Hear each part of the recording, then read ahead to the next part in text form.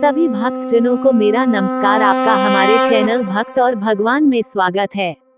सावन के सोमवार की व्रत कथा। एक साहूकार था जो भगवान शिव का अनन्य भक्त था।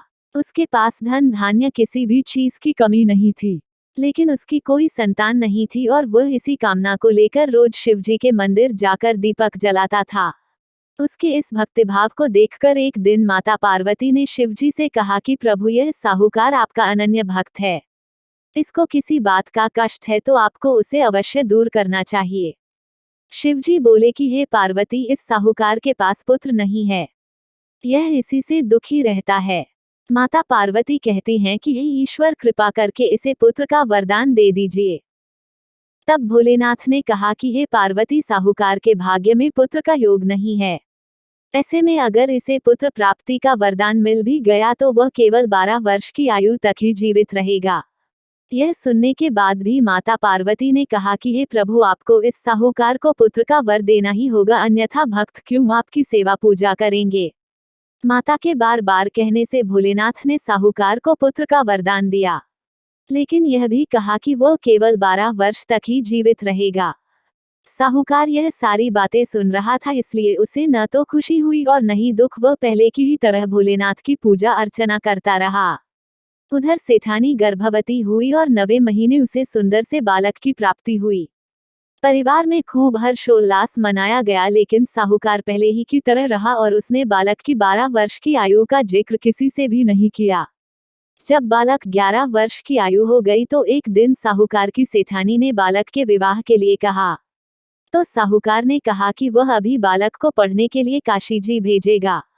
इसके बाद उसने बालक के मामा जी को बुलाया और कहा कि इसे काशी पढ़ने के लिए ले जाओ और रास्ते में जिस भी स्थान पर रुकना वहां यज्ञ करते और ब्राह्मणों को भोजन कराते हुए आगे बढ़ना। वे भी इसी तरह करते हुए जा रहे थे कि रास्ते में एक राजकुमारी का विवाह था। जिससे उसका विवाह होना था वह एक आंख से काना था। तो उसके पिता ने जब अति सुंदर साहूकार के बेटे को देखा तो उनके मन में आया कि क्यों न इसे ही घोड़ी पर बिठाकर शादी के सारे कार्य संपन्न करा लिए जाएं। तो उन्होंने मामा से बात की और कहा कि इसके बदले में वह अथाह धन देंगे, तो वह भी राजी हो गए। इसके बाद साहूकार का बेटा विवाह की बेदी पर बैठा और जब विवाह कार्य संपन्न हो गया तो जाने से पहले उसने राजकुमारी की चुंदरी के पल्ले पर लिखा कि तेरा विवाह तो मेरे साथ हुआ, लेकिन जिस राजकुमार के साथ भेजेंगे वह तो एक आंख का काना है। इसके बाद वह अपने मामा के साथ काशी के लिए चला गया। उधर जब राजकुमारी ने अपनी चुनरी पर यह लिखा हुआ पाया तो उसने राजकुमार के साथ जाने से मना कर दिया। तो राजा ने भी अपनी पुत्री को बारात के साथ विदा नहीं किया। बारात वापस लौट गई। उधर मामा और भांजे काशी जी पहुंच गए थे। एक दिन जब मामा ने यज्ञ रचा रखा था और भांजा बहुत देर तक बाहर नहीं आया तो मामा ने अंदर जाकर देखा तो भांजे के प्राण निकल चुके थे। वह बहुत परेशान हुआ, लेकिन सोचा कि अभी रोना पीटना मचाया तो ब्राह्मण चले जाएंगे और यज्ञ का कार्य अधूरा रह जाएगा। जब यज्ञ संपन्न हुआ तो मामा ने रोना पीटना शुरू किया।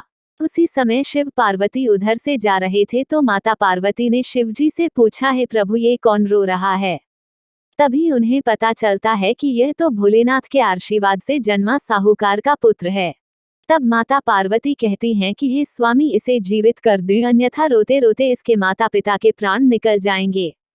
तब भोलेनाथ ने कहा कि हे पार्वती, इसकी आयु इतनी ही थी सो वह भोग चुका।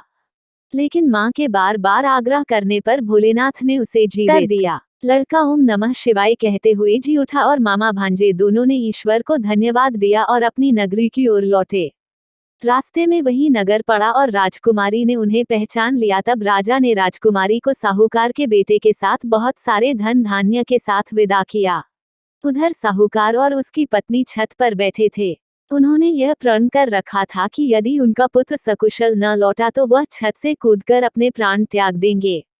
तभी लड़के के मामा ने आकर साहूकार के बेटे और बहू के आने का समाचार सुनाया, लेकिन वे नहीं माने तो मामा ने शपथ पूर्वक कहा। तब तो दोनों को विश्वास हो गया और दोनों ने अपने बेटे बहू का स्वागत किया। उसी रात साहूकार को स्वप्न में शिवजी ने दर्शन दिया और कहा कि तुम्हारे पूजन से मैं प्रसन्न हुआ। इसी प्रकार जो भी व्यक्ति इस कथा को पढ़ेगा या सुनेगा उसके समस्त दुख दूर हो जाएंगे और मनोवांछित सभी कामनाओं की पूर्ति होगी।